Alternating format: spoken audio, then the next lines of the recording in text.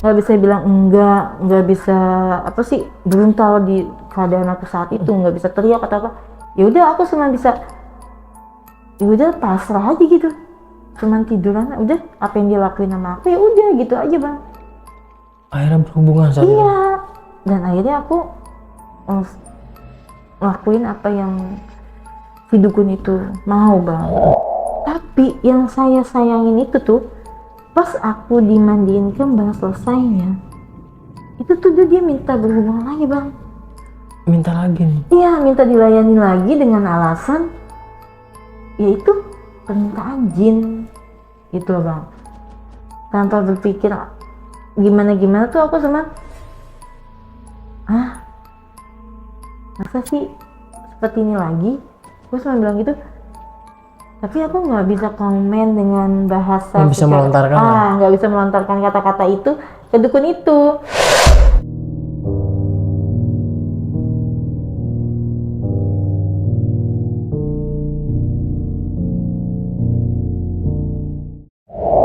Assalamualaikum warahmatullahi wabarakatuh.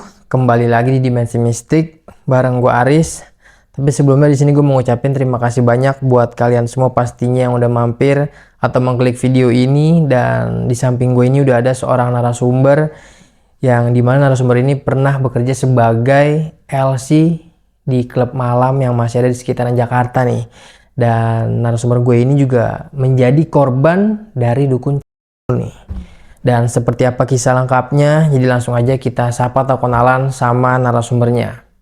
Ya halo, assalamualaikum Kak Yanti. Waalaikumsalam bang. Terima kasih banyak Kak Yanti udah Sama-sama. datang ke studio Dimensi Mistik nih dari Cilandak ya Kak. Betul bang. Terima kasih banyak udah meluangkan waktunya. Kita langsung ke topiknya aja Kak. Iya bang. Dan di sini katanya Kak Yanti mau bercerita tentang dimana masa lalunya nih, Benar. masa kelam lah ya. Benar bang. Dimana Kak Yanti ini pernah melakukan atau memakai susuk nih katanya. Betul bang. Jadi gini bang, setelah pernikahan aku dan akhirnya aku kerja di klub malam bang sebagai LC, dan pada akhirnya aku tuh ketemu sama teman aku yang nawarin untuk pasang susuk untuk melancarkan pekerjaan aku bang. Akhirnya tuh aku pasang susuk di bagian kening, bawah bibir, tangan aku, dan yang terakhir ya di bagian area misfi aku bang. Di area Miss Vin ya. Betul bang. Ya itu sih tujuannya untuk memikat para tamu buat surga, buat melancarkan kerja aku aja gitu bang. Yang enggak itu aja sih bang, aku juga jadi korban si dukun itu juga bang pada akhirnya. Juga nih sama si dukun ini. Betul bang. Gila ya. Dan dari situ mungkin Kak Yanti ini baru sadar nih ya. Ya Itu kalau boleh tahu berapa lama nih menggunakan susuk ini? udah hampir 2 tahun lah bang. 2 tahun ya. Iya Selama bekerja sebagai LC ini. benar. Oke Kak, tapi boleh kita tahan dulu ya Kak. Siapa? Biar teman-teman penasaran sama kisah lengkapnya seperti apa. Siap bang. Ya buat kalian tadi yang udah denger kisi-kisi atau cerita pendek dari Kak Yanti barusan, dan buat kalian yang penasaran sama kisah lengkapnya seperti apa dari kebejatan si dukun ini, kalian tonton videonya sampai habis, jangan ada yang skip.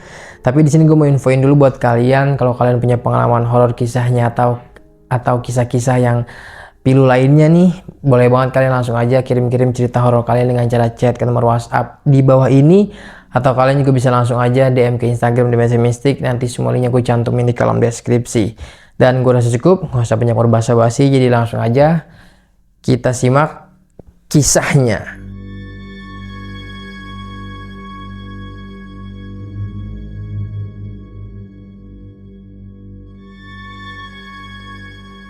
Ya Kak Yanti silakan nih Kak, boleh dimulai ceritanya.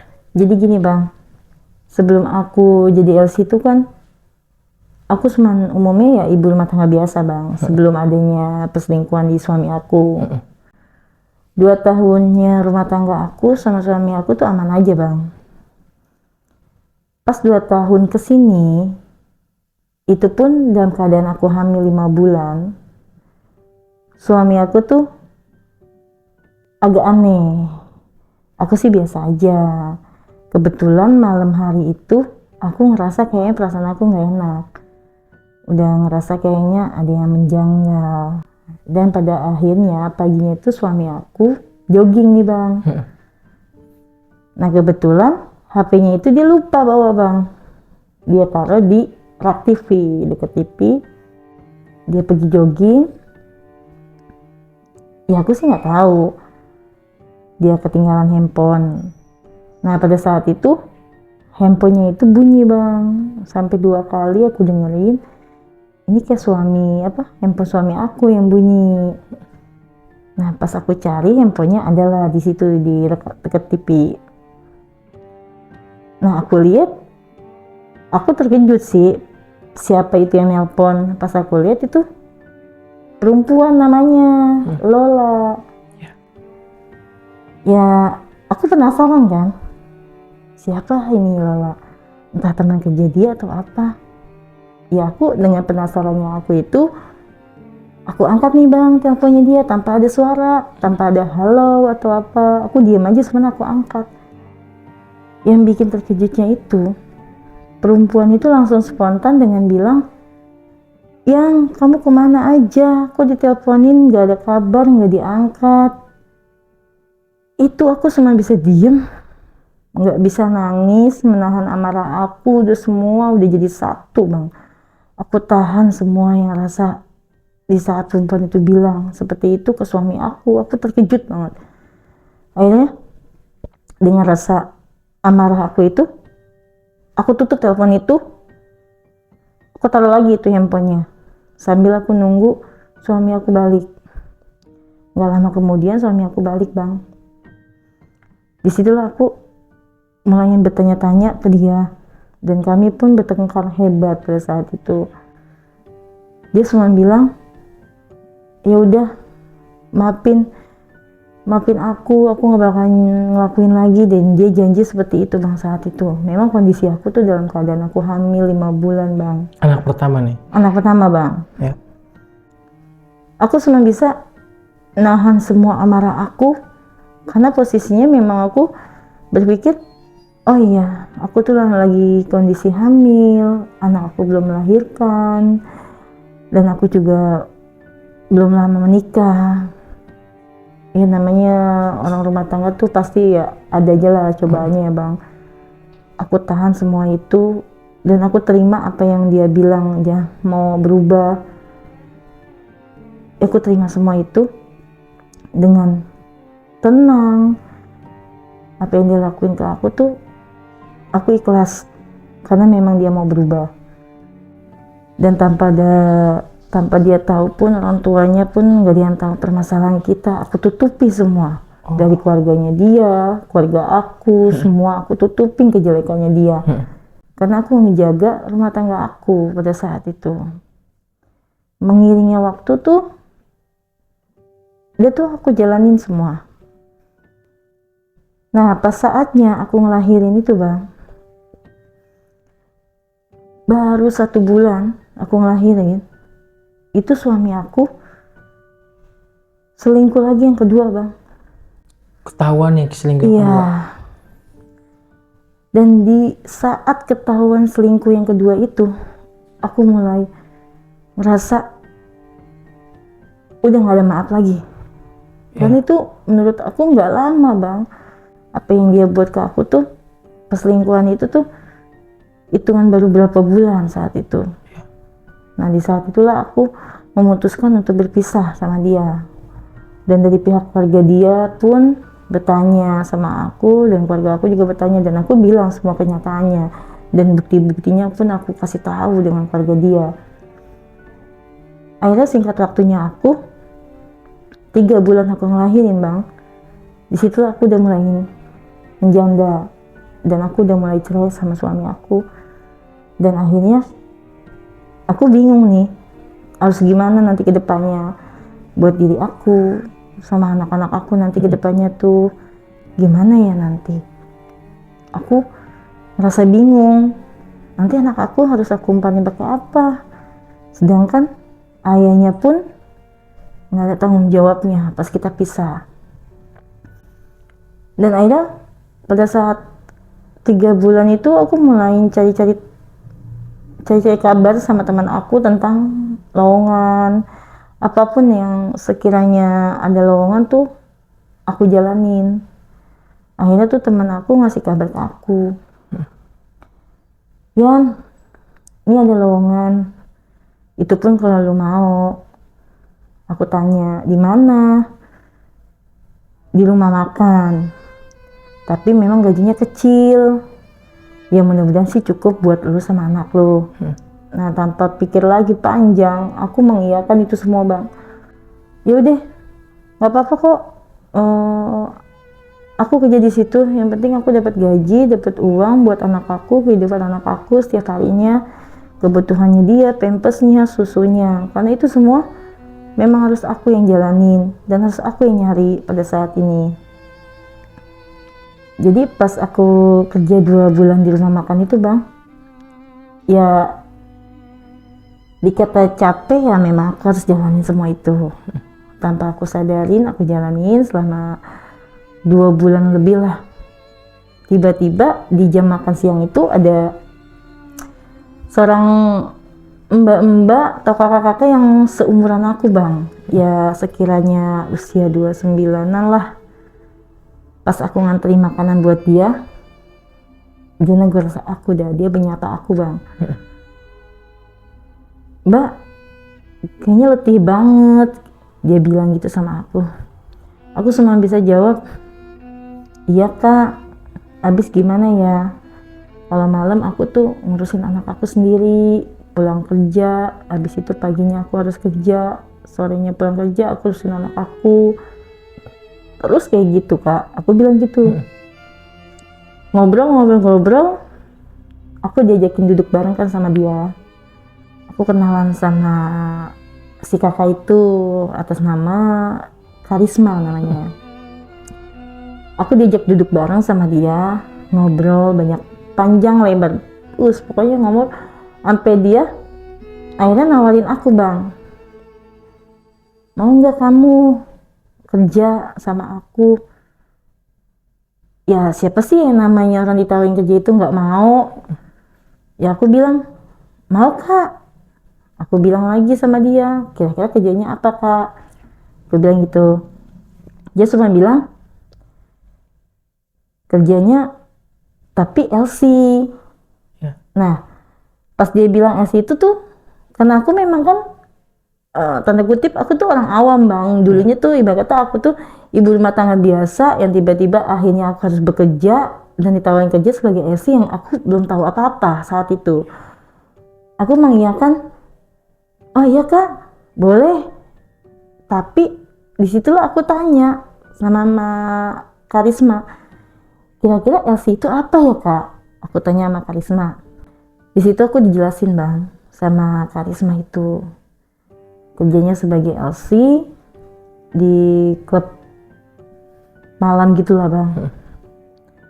Ya tanpa aku pikir panjang, aku cuma pikir saat itu, ya udahlah, duit siapa sih yang nggak mau? Yang penting aku nggak macem-macem, cuma nemenin ini kok. Nah, di saat itu aku tanya sama Karisma, kira-kira Karisma kalau misalnya kerja kayak gitu, berapa ya gajinya? Nah, spontan Karisma itu jelasin, pokoknya kalau masalah gaji itu lebih dari yang kamu kerjain saat ini. Dia cuma bilang kayak gitu sama aku. Masa sih kak? Iya, itu gaji. Beda loh dari tip, kata dia. Memang ada tip ya kak? Aku bilang gitu sama dia.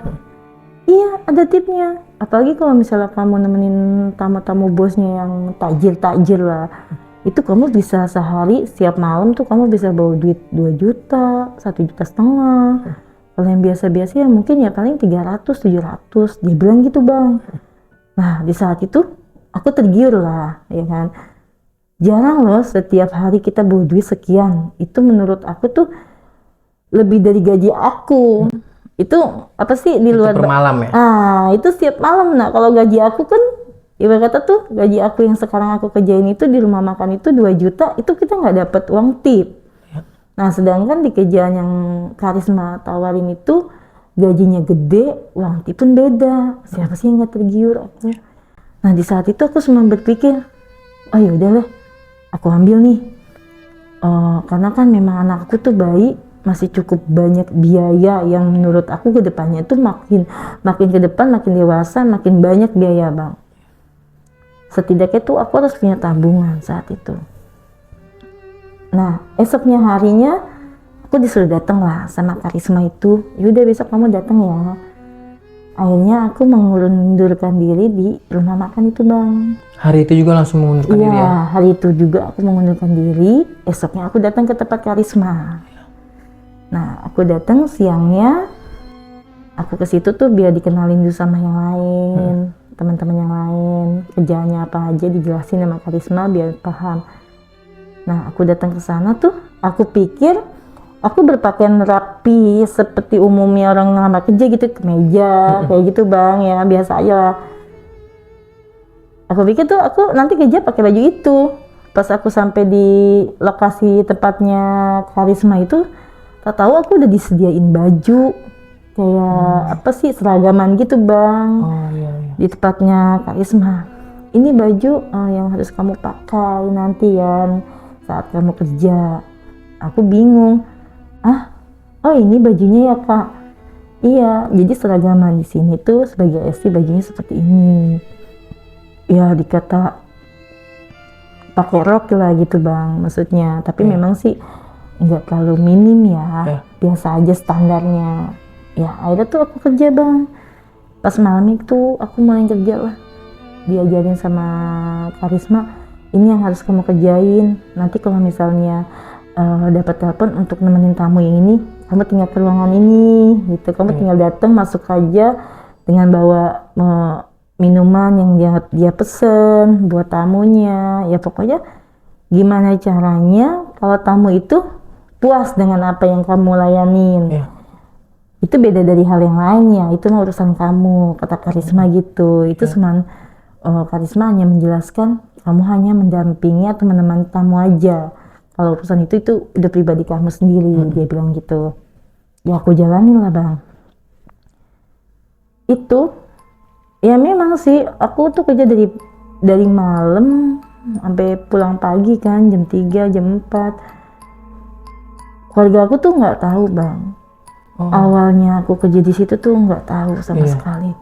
Dan aku pun bilang sama keluarga aku itu, kerja aku tuh nggak bilang aku kerja sebagai LC atau tempat hiburan atau apalah, itu aku nggak bilang ke keluarga aku. Aku cuma bilang sama keluarga aku tuh kalau aku tuh kerja di hotel sebagai resepsionis pada saat itu ya.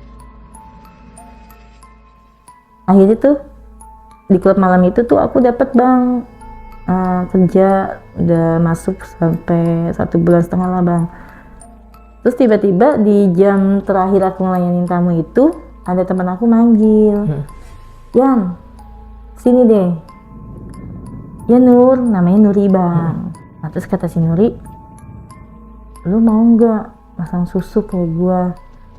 Nah, aku tuh makin bertanya-tanya, buat apa masang susu? Ya, sedangkan aku aja kan kerjanya sama begini. Nah, disitulah aku tanya sama Nuri, buat apa aku masang susuk Nur? Kan kerjanya udah kayak gini, memang ada apa? Tahu gak sih lu, kata dia nih, kalau lu masang susuk itu tamu tuh makin banyak nantinya kayak gua, kata dia gitu tuh bang. Terus kan aku tuh bertanya-tanya, hah? Kok bisa sih? Nah aku bilang sama Nuri, terus gimana? Nah nanti kalau misalnya lu masang susuk, nih sekarang lu dapat berapa? Dia nanya gitu. Ya sekarang sih gue dapat uang tips cuma dapat 500 sih. Nanti kalau lu bisa udah masang susu, lu bakal lebih dari 500, bisa jutaan yang lu dapat. Kata dia gitu bang. Kayak gua nih, dia tunjukin tuh duit malam itu bang sama gua. Dia keluarin duitnya. Nah saat itu tuh aku tuh kaget ngeliat duit dia. Kok banyak banget sih Nur, kata aku gitu tuh bang.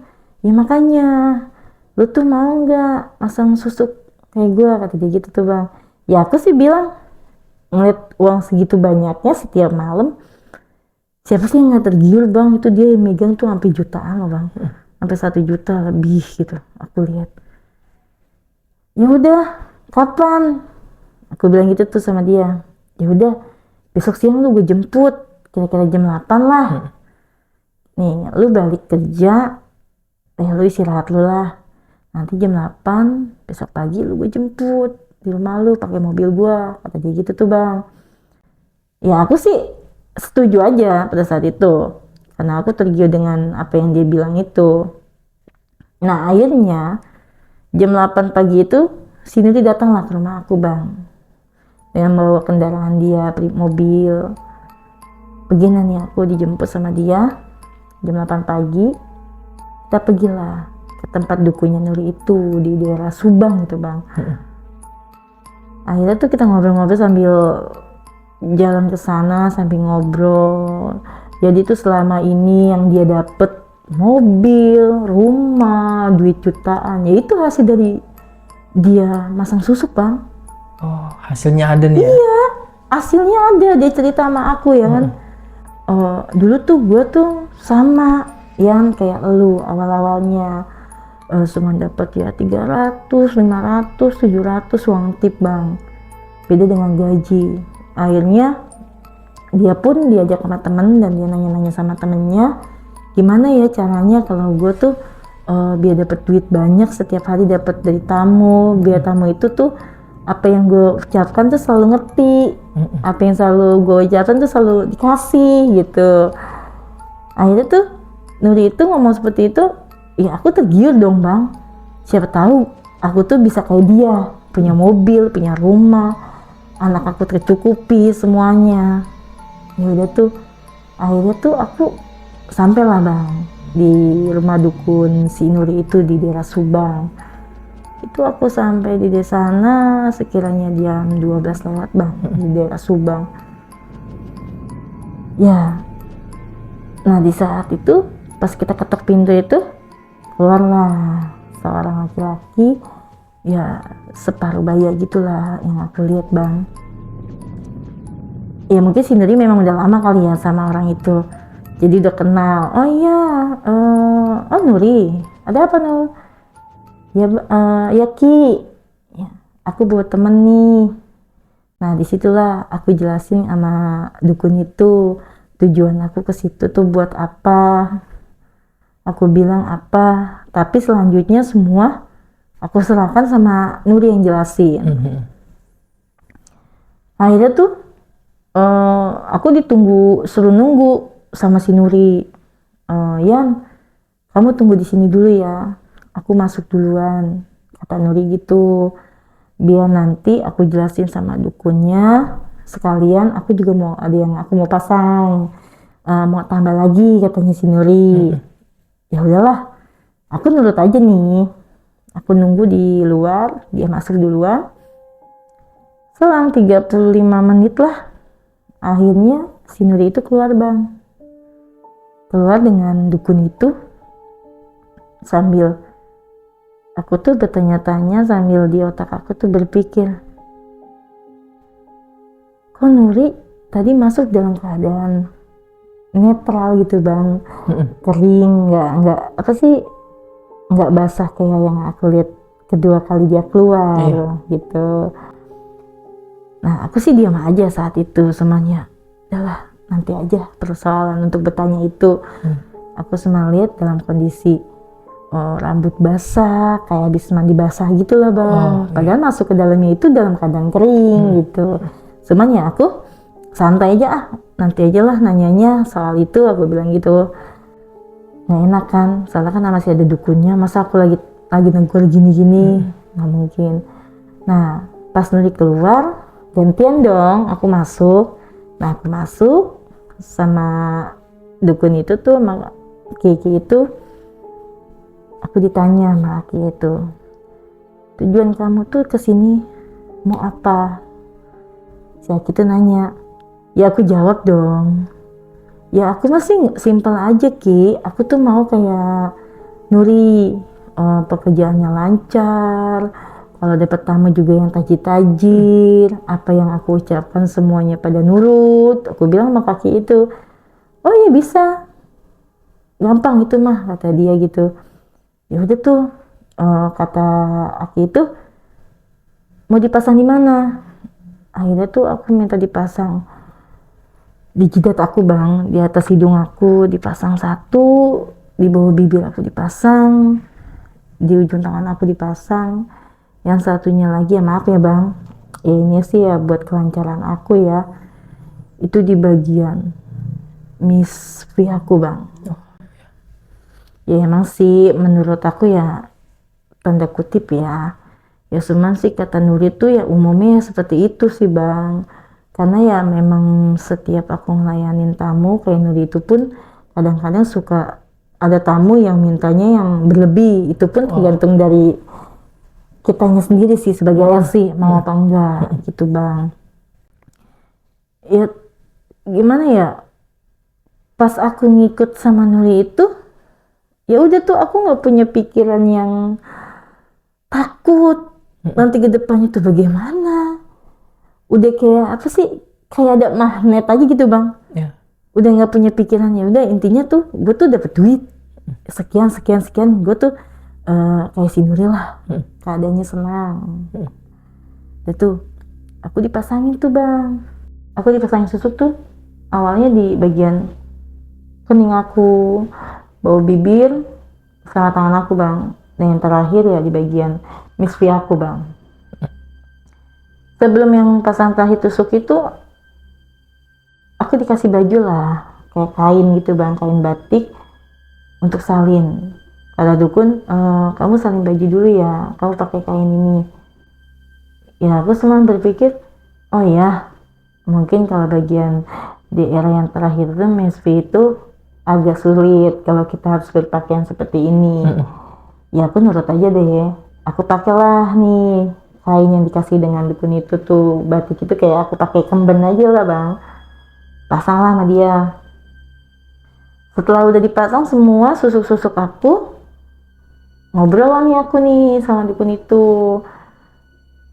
Aku bilang, jadi gimana pak, nanti ke pengembangan kedepannya tuh harus gimana, apa ada pantang-pantangan yang harus aku jauhi, apa ada pantang-pantangan yang harus jangan aku makan. Nah si kata si bapak, oh iya memang ada pantangan yang jangan kamu makan. Terus aku bilang, apa aja ya pak? Satu, aku nggak boleh makan sate. Yang kedua, aku nggak boleh makan pisang emas bang. Iya. Ya udah tuh, aku cuma bilang, oh oke, kalau memang seperti itu baik. Nah setelah itu udah tuh aku bilang, nah pas aku mau balik si bapak itu, dukun itu bilang sama aku, oh ya nanti seminggu lagi kamu kesini, jangan sampai kamu nggak kesini. Terus aku bilang, untuk apa ya pak? Nah nanti kalau kamu kesini itu buat melancarkan semua susuk-susuk kamu, biar nanti tuh kedepannya lebih bagus lagi. Tapi kalau misalnya nanti seminggu kamu nggak datang, nanti kamu bakalan dapat akibatnya. Gitulah bang, si dukun itu bilang kayak gitu. Cuman aku, wah serem juga ya, kira-kira nanti gue bisa nggak nih ya balik lagi.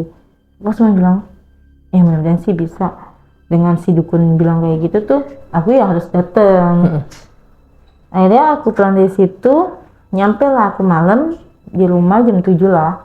Nah di perjalanan itu tuh aku banyak tanya sama si Nuri itu, dari perihal dia masuk ke dalam rumah dukun itu dalam kondisi yang aku bilang, kok pas keluar dari rumah dukun itu si Nuri kok basah mandinya, rambutnya kayak habis mandi basah lah gitu bang. Akhirnya aku tanya pas di perjalanan, dan si Nuri itu cuma bilang, iya tadi tuh aku habis disiram air kembang sama Pak Dukun. Oh ya udahlah, di situ tuh aku cuma, oh ya udah cuma disiram atau dimandiin air kembang ini kok nggak ada masalah. Ya udah tuh jalan sambil jalan ngambil ngobrol sama Nuri, nyampe lah aku di rumah jam 7. Nah jam 7, jam 8, jam 9 itu udah mulai aktivitas lagi aku di kafe, di klub malam itu. Dah di saat itu tuh malam pertama yang aku jalanin yang dalam keadaan aku pakai susuk bang. Aku tuh pengen tahu kira-kira nanti pas selesai aku pakai susuk ini gimana ya, ada efeknya, ada reaksinya, ada perubahan gak nih. Hitung-hitung aku nyoba nih bang. Nah pas malamnya aku dapat tamu, oh ya memang ada perubahan bang di malam itu. Di malam itu ada ngerasa berubah itu kayak aku tuh merasa kayak apa, netral, pede, ya kayak diri aku tuh merasa aku cantik sendiri gitu, nggak ada beban untuk ngelayanin tamu bagaimanapun gitu. Seiringnya waktu tuh aku selalu kayak gitu bang. Dan di situ tuh pas aku pasang susuk itu, setiap malam itu selalu ada perubahan dari keuangan aku bang. Dari tadinya aku sebelum pasang susuk tuh aku cuma dapet uang tip tuh cuma 300, 500. Pas aku masang susuk itu lebih dari itu bang, bisa 1,5, 2 juta. Itu paling kecil-kecil tuh 1,5 lah. Itu paling kecil bang uang tip aku. Itu beda dari hal yang lainnya bang. Kalau yang hal-hal yang lain kata kasarnya tuh aku selalu minta ya untuk yang plus ya 3 juta 4 juta gitu bang. Tapi tamu welcome, nggak ada yang bilang kata kasarnya kok mahal sih, kok segini sih gini, enggak bang. Tapi tamu itu mengiyakan apa yang aku pinta.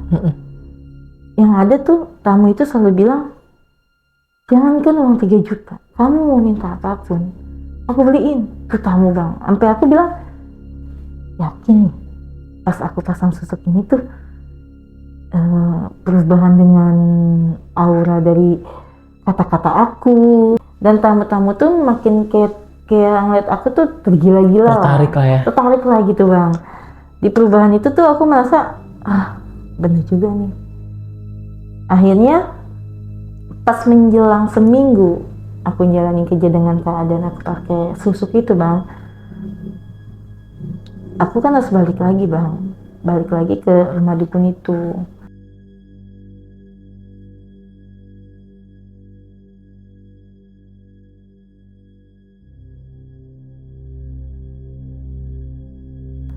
Nah akhirnya aku kan kontak si Nuri ini. Aku bilang sama Nuri, Nur anterin aku yuk ke tempat dukun yang waktu itu, karena kan waktu itu kan dukun itu bilang sama aku seminggu kamu kesini, jangan sampai kamu nggak kesini. Aku bilang apa adanya seperti itu bang. Ya si Nuri itu cuma jawab nggak bisa bang. Ya nggak tahu sih perihal apanya sih, nggak tahu. Dia bilang ya gue nggak bisa. Nah di saat dia bilang nggak bisa itu tuh aku bingung, ya aku tuh harus pergi sama siapa nih? Masa sih aku harus pergi sendiri? Tapi kalau misalnya aku pergi sendiri, aku tuh takut gitu. Maksudnya hal-hal yang seharusnya aku nggak pikirin tuh jadi nanti malah tuh ngaco lah pikiran aku bang, udah negatif aja lah. Pokoknya kalau aku pergi sendiri tuh kayaknya iseng aja gitu, nggak ada temen di perjalanan, di temen nanti di sana. Cuman yang aku balik lagi ya dengan pikiran aku tuh yang waktu dukun bilang itu, nanti kalau misal kamu seminggu nggak datang ke sini, kamu harus nanggung risiko dengan semua gitu. Nah itu yang aku takutin bang. Terpaksa dong. Akhirnya aku pergi bang sendiri, naik Grab mobil kan. Sampailah di sana. Pas sampai di sana, ketemulah sama dukun itu lagi, dan dia nanya, kamu kesini sama siapa?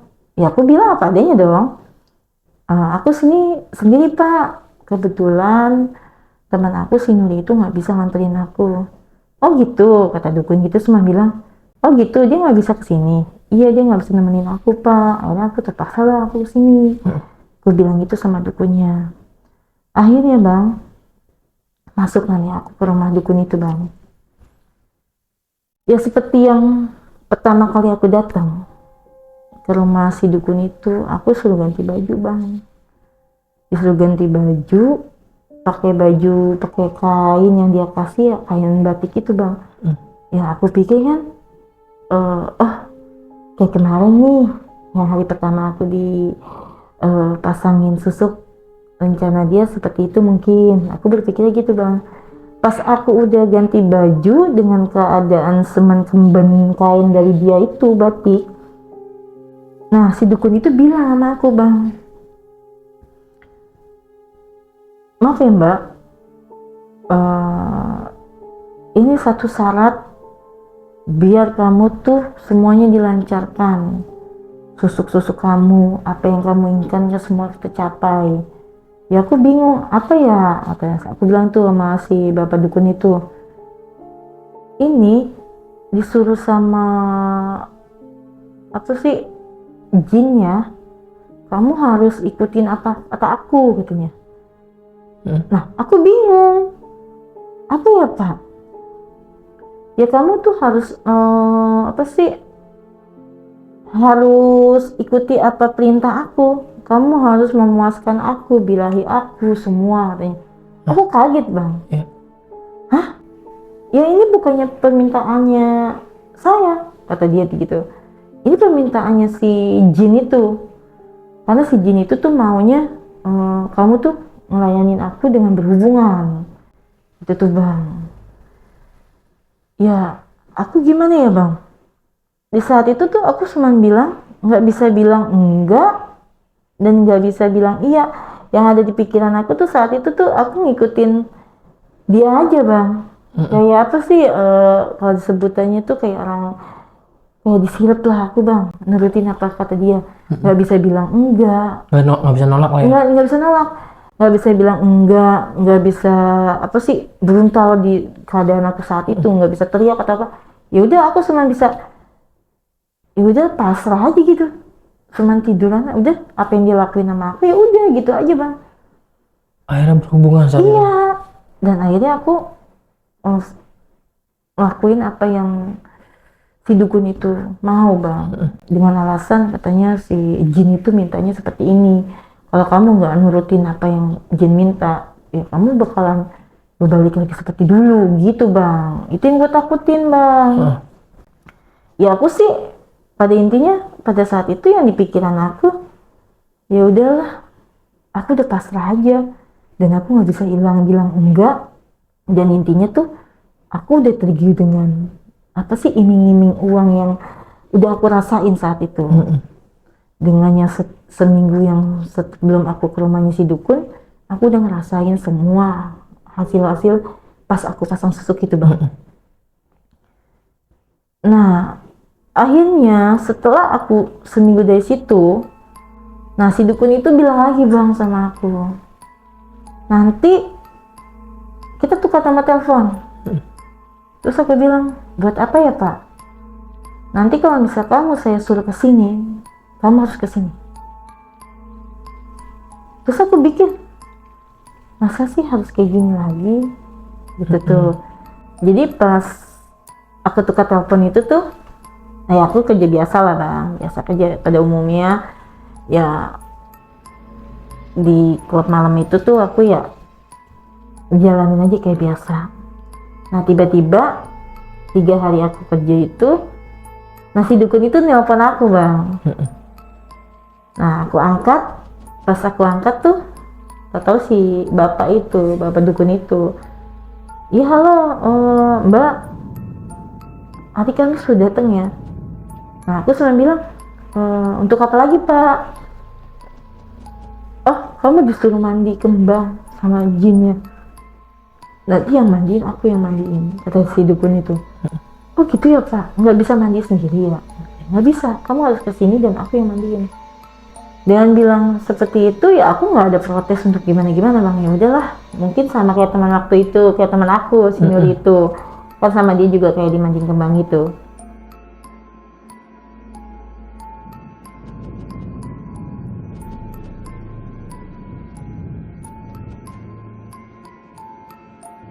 Esoknya aku datang lagi bang. Di hari Kamis itu aku datang ke rumah si dukun itu untuk ngelayanin apa yang dia bilang pada saat itu, buat mandi kembang. Akhirnya pas aku nyampe di situ, ya memang sih selama aku kerja tuh memang ada perubahan dari uang aku kan. Akhirnya aku kasih lagi dah tuh si dukun itu, aku kasih uang lagi lah. enggak, memang nggak banyak sih, biar mempelajarkan lagi ke depannya buat aku. Akhirnya tuh aku dikasih kain nih sama dia untuk ganti baju, katanya sih untuk mandi lagi. Nah, setelah aku dimandiin kembang itu bang, dengan alasan ini permintaan jin, selalu yang dia bahas itu ini permintaan jin dan jin dan jin. Ya aku sih oke, aku kerjain bang.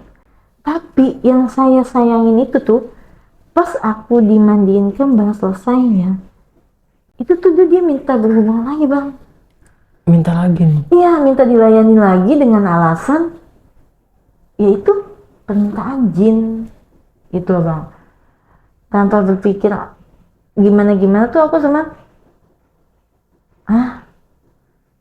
masa sih seperti ini lagi? Gue cuma bilang gitu, tapi aku nggak bisa komen dengan bahasa Nggak bisa melontarkan lah. nggak bisa melontarkan kata-kata itu ke dukun itu. Cuman bilang, cuman bisa melongo, oh baik pak, cuman bilang gitu doang bang. Kayaknya tuh aku tuh kayak gimana sih, udah nggak berdaya lagi gitu. Kalau setiap aku datang ke tempat rumah dukun itu tuh, aku udah hilang pikiran yang udah nggak berdaya lah, katanya kayak udah kayak disirap aja lah. Pikiran aku udah nggak ada yang namanya aku bilang enggak, kok harus begini, berontak lah, enggak. Akhirnya tuh ya kayak gitu loh bang. Pada saat seperti itu lagi tuh ngelakuin itu lagi. Nah, pas aku pulang, aku sadar. Pas aku udah pulang dari rumah dukun itu tuh, aku malah sadar bang. Apa yang aku lakuin ya tadi ya?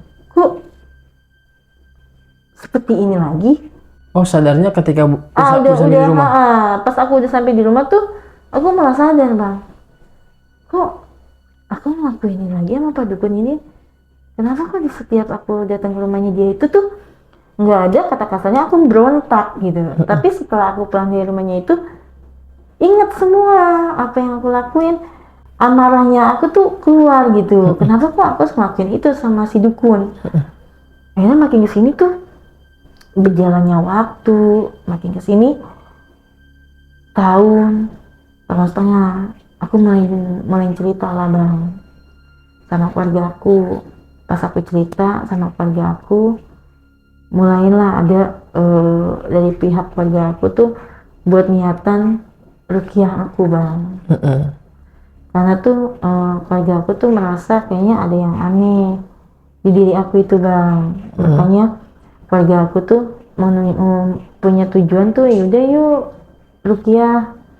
Nah mungkin kalau misalnya dengan rukiah aku bisa hilang pikiran yang buruk-buruknya dikit-dikit. Akhirnya aku ikutin tuh bang, apa dari keluarga aku. Akhirnya aku ikutin, aku di rukiah tuh bang, baru sekali aku di rukiah. Pas kesini tuh, habis selesai di rukiah, dari pihak dukun itu komunikasi aku lagi bang. Nelpon aku lagi, ya kan, nyuruh aku datang lagi bang. Nah di saat itu tuh, saat dia si dukun itu nelpon, aku kan bilang, untuk apa lagi ya pak? Kamu harus kesini, kamu harus ini nih harus ada pensempurnaan ulang lagi lah, dengan alasan seperti itu bang. Nah di saat dia ngomong kayak gitu tuh, aku mulai ada emosi kayak apa sih, mengenggakkan. Enggak apa, aku kayaknya capek dia harus kayak gitu terus. Aku bilang gitu tuh pak sama si dukun itu. Nanti aja lah pak, kalau misalnya itu nanti aku baru ke sana. Itu tuh mulai pikiran aku tuh mulai kayak apa sih, hilang gitu bang. Udah mulai kayak luntur apa gimana. Pokoknya aku udah mulai bisa memberanikan diri untuk bilang tidak ke si dukun itu. Akhirnya tuh iringnya waktu, jalannya waktu selama 2 tahun, aku malah sadar bang. Mulai sadar nih dari situ. Mulai sadar di situ lah aku. Ada apa ya sama diri gue? Kok kayaknya begini.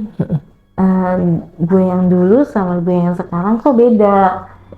Kayaknya sekarang kok kebanyakan diri gue itu apa ya, dimanfaatin sama si dukun. Dan kayaknya diri gue tuh udah nggak baik gitu, udah ibarat aku tuh kayak udah kotor, udah capek dengan hal-hal yang kayak gitu bang. Aku tuh merasa pas di Rukia sama keluarga aku tuh mulai stabil, mulai stabil dalam kondisi aku yang mulai membaik, karena tuh di pikiran aku tuh saat aku mengingat ke belakangnya dulu, itu tuh aku tuh merasa dengan adanya aku masang susuk itu, aku dipermainkan dengan si dukun itu bang. Iya, iya. Ya untuk kayaknya hilanglah kepercayaan aku mengikuti alurnya kemauan dari si dukun itu bang, yang setiap hari hitungan 3 hari 4 hari seminggu itu aku tuh selalu harus jalanin apa kemauan si dukun itu dengan alasan ya disuruh sama si jin. Iya. Apa sih ngelakuin Untuk penyempurnaan. ya menyempurnakan itulah susuk-susuknya lah, dengan alasan aku harus bersetubuh dengan dia, pokoknya setiap dia mau ya aku harus iya gitu, harus siap. Nah makin kesini tuh sama setahun lebih aku makin capek bang, makin diri aku tuh kayak badan gue tuh habis kayaknya kalau harus kayak gini terus. Mulai pikiran dari hal-hal yang positif itu mulai datang lah bang, pas gue di Rukia sama keluarga aku tuh mulai kesini udah mulai membaik. Akhirnya kesini aku mulai normal untuk berpikir apa gue harus stop dengan semua ini, karena ini mungkin jalan gue nggak baik, karena aku kan pada saat itu kan memang pergi dengan uang dari teman-temannya, dari teman aku itu si Nuri, dengan iming-imingannya kan, lu emang nggak mau punya duit setiap hari, dan lu nggak mau punya kayak gue, punya rumah, punya mobil. Ya, itu tuh kayaknya gue tertarik dengan hal-hal itu di saat dia bilang seperti itu. Tergiur lah ya. Ya tergiur lah, karena posisinya saat itu tuh aku tuh memang perlu uang buat membesarkan anak aku, keperluan anak aku setiap harinya. Inilah itulah yang ada di saat itu tuh di benak aku. Pas aku udah jalanin semuanya itu tuh makin kesini makin setahun lebih, kayaknya tuh aku mulai sadar pas aku di Rukia sama keluarga aku tuh nggak bener jalannya.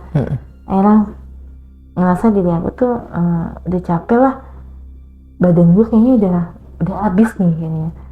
Gue tuh harus beristirahat dan harus menjalankan yang seharusnya gue jalani kayak dulu. Berarti untuk pekerjaannya sendiri pun stop nih atau berhenti nih? Akhirnya makin kesini aku main stop bang, karena ya itu, karena mulai sadar aku bang. Setelah mau 2 tahun itu tuh aku udah mulai sadar apa yang aku lakuin itu semua salah. Jadi ibarat katanya keluar nih dari dunia klub malam nih. Ya akhirnya aku keluar di dunia klub malam itu karena aku merasa udah pasti pikiran aku udah kembali normal, karena sudah dibantu dengan keluarga aku dengan Rukia itu bang. Yang tadinya aku mengikuti hawa nafsu si dukun itu, dengan setiap dia telepon 3 hari 4 hari seminggu aku harus datang ke tempat dia untuk apa sih, untuk ngelakuin apa sih hawa nafsunya dia tuh harus aku kerjain gitu. Pokoknya yang itu yang di pikiran aku tuh yang nggak pernah bilang enggak bisa nolak lah, nggak bisa nolak gitu, selalu aja mengiyakan dan ikutin apa kata dia gitu. Setelah keluarga aku udah kesini mengenal aku, ini bukannya kamu ya, akhirnya disitulah keluarga aku mulai membantu aku dalam keadaan aku seperti itu ya. Dia memutuskan untuk Rukia aku, dan akhirnya aku memutuskan dunia malam, aku keluar dari dunia malam itu dan aku kembali normal seperti dulu bang. Akhirnya Kak Yanti ini memutuskan buat kembali lagi nih ke jalan yang positif lah ya. Ya betul bang, akhirnya aku memutuskan untuk kembali ke dunia aku yang seharusnya aku memang ada di situ. Kak, tapi nanti biar lebih lanjutnya kita tanya di sesi pertanyaan aja ya. Siap bang.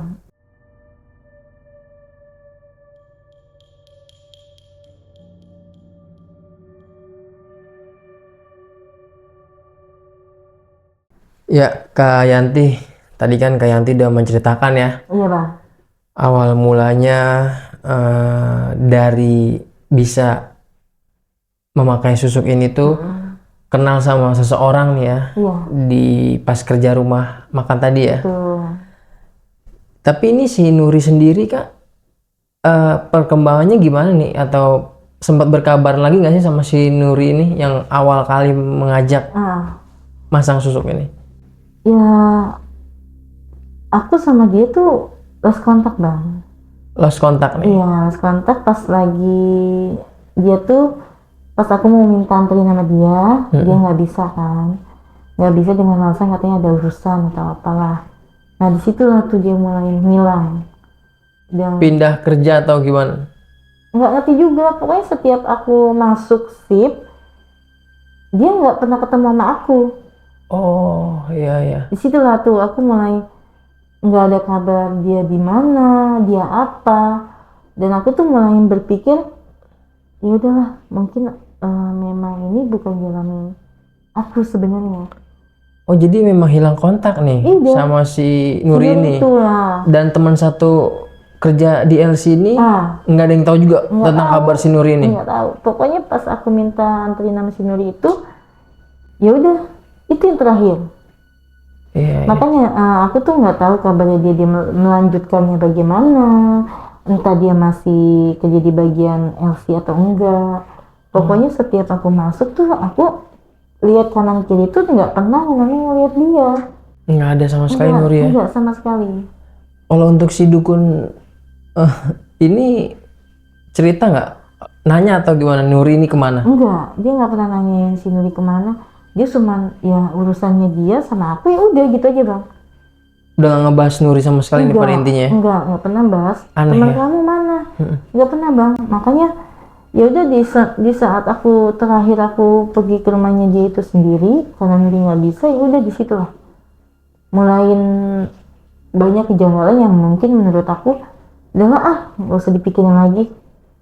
Iya, iya. Ya udah aku mikir seperti itu aja karena memang awal mulanya tuh perjalanan aku sebenarnya bukannya ini gitu bang.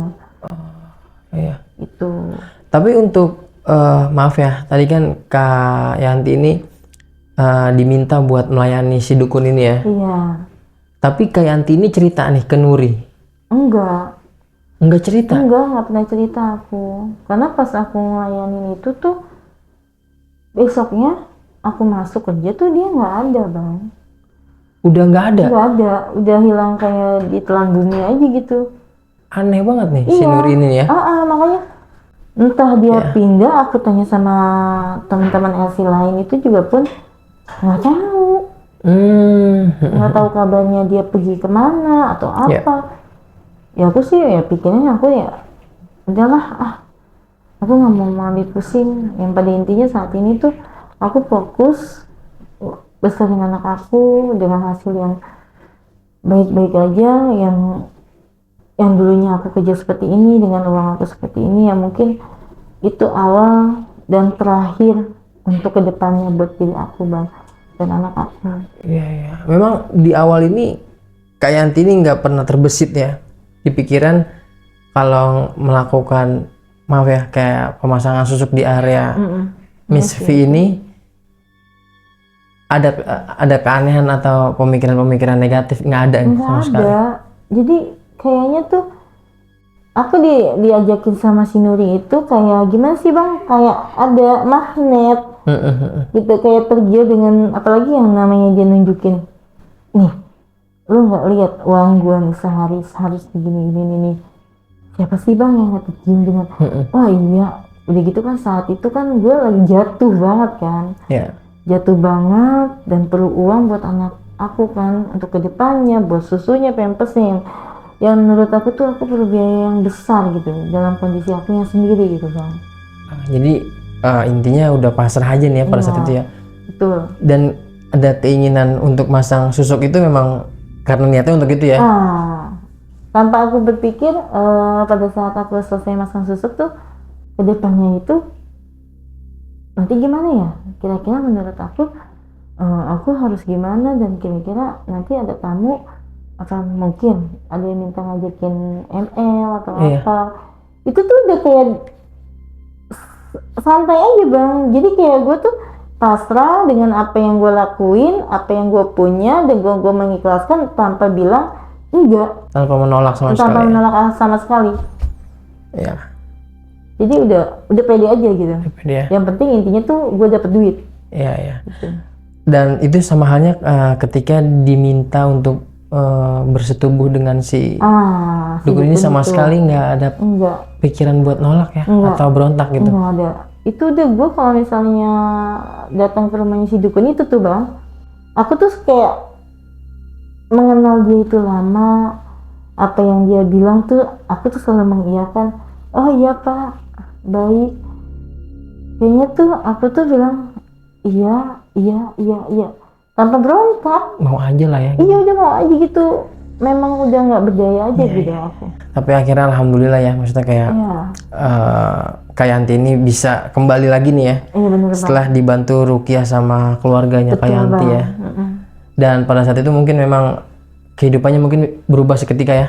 Alhamdulillah. Berarti sih, pada Bang. saat itu berapa tahun nih menjalani pakai susuk ini? 2 tahun lebih lah bang. 2 tahun lebih nih berjalan ya. Mm-mm. Dan ya mohon maaf, berhubungannya pun itu sama ya dengan Iya, itu ya. akhirnya tuh ngerasa 1 tahun kemudian tuh keluarga aku tuh ngerasa ada kejanggalan di diri aku, dan akhirnya keluarga aku tuh menegur aku lah bang saat itu untuk mengajak aku ruqyah yuk, kayaknya di diri lu tuh ada ini. Nah aku spontan tanpa amarah, apaan sih, nggak ada apa-apa, cuma bilang gitu. Tapi tanpa sepengetahuan aku, mereka ngelakuin kayak misalnya dia ngasih air buat aku. Itu 1,5 tahun nih apa? Iya, udah keluarga aku tuh udah merasa aku tuh kayak ada perbedaan dulu sama sekarang. Kayaknya ini si Yanti ini bukannya Yanti dulu, anak aku atau keluarga aku. Itu mereka tuh udah mulai janggal. Ya, merasa ada yang aneh di diri Kak Yanti sendiri nih ya. Akhirnya ya udah spontan lah mereka untuk inisiatif untuk ruqyah aku dengan cara yang mereka punya jalani. Ya. Kalau boleh tahu Kak, pada saat itu nikah di usia dan umur berapa nih Kak Yanti sama mantan suaminya ini? Aku tuh nikah di usia 20 tahun. Di tahun 2006 bang. Di tahun 2006? Iya. Iya. Dan kalau untuk saat ini anaknya Kalau sekarang kuliah atau udah kerja nih? alhamdulillah sih baru kerja tahun ini bang. Oh udah kerja nih tahun ini nih? Anak aku kebetulan cowok. Cowok ya? Alhamdulillah saat ini memang sih sebelum waktunya dia masuk SD itu seharusnya dia usia 7 tahun, tapi dia masuknya di 6 tahun. Oh di 6 tahun udah Iya, masuknya. karena dia memang sudah pintar. Dan alhamdulillah Saat ini udah bisa cari diri sendiri, bantu orang tuanya, udah memahami keadaan ibunya. Tapi maaf Kak, Kak Yanti sendiri udah melanjutkan kehidupan atau nikah lagi nih dengan suami yang baru? Untuk saat ini belum sih bang.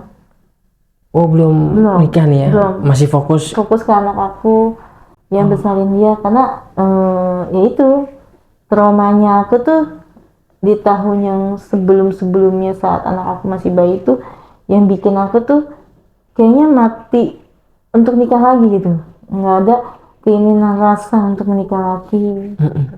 Udah aku maunya tuh besarin anak aku sampai akhirnya ya fokus lah ya, fokus sama diri sendiri dulu nih. Iya betul bang. Kak Yanti sekali lagi terima kasih banyak Kak udah datang ke Dimensi Mistik nih. Sama-sama bang. Berbagi kisah kelamnya lah ya. Dan alhamdulillahnya sekarang Kak Yanti udah kembali ke jalan yang positif ya, atau yang baik ya. Iya. Sekali lagi terima kasih Kak. Salam buat anaknya dan keluarga di rumah ya Kak. Sehat-sehat terus buat Kak Yanti. Sama-sama. Terima kasih banyak buat kalian semua yang udah nyimak atau nonton ceritanya Kak Yanti tadi dari awal sampai akhir, nggak ada yang skip. Dan kalian sendiri yang bisa ngambil sisi positif atau sisi baiknya nih. Dan akhir kata, gua Aris Dimensi Mistik beserta Kak Yanti pamit undur diri. Wassalamualaikum warahmatullahi wabarakatuh. Bye. Terima kasih banyak Kak Yanti. Sama-sama.